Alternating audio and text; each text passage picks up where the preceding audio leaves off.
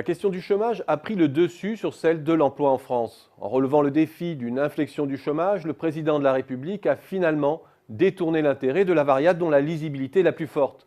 Pas de catégorie A, B, C, D ou E pour l'emploi, pas de radiation, pas d'impact erratique des mouvements de la population active. L'emploi a bien aussi ses zones de flou et de complexité, mais rien d'équivalent avec le chiffre du chômage, qui est certainement la donnée la plus controversée de l'histoire statistique. Et que nous disent les tendances de l'emploi aujourd'hui en France?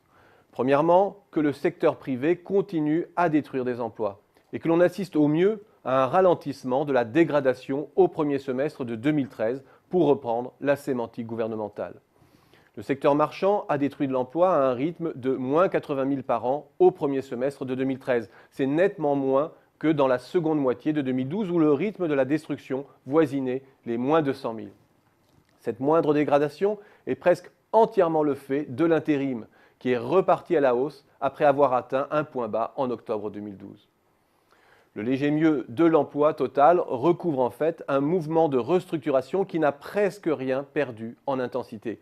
Et c'est sur l'emploi permanent que l'on saisit toute l'ampleur de cette restructuration qui est à l'œuvre aujourd'hui.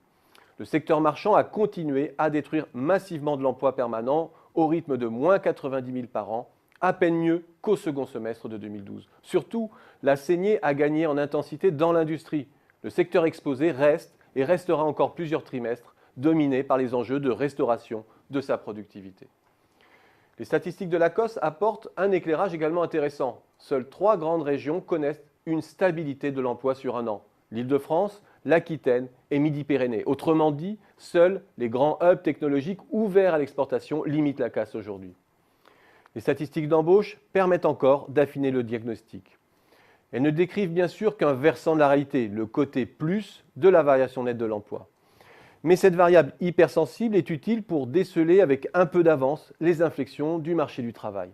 Elle nous indique que les embauches se sont au mieux stabilisées au cours des 3 premiers trimestres de l'année, à un niveau qui présage un prolongement du mouvement de baisse, de moindre intensité probablement, car leur profil annonce aussi ce qui pourrait être un point de retournement à la hausse.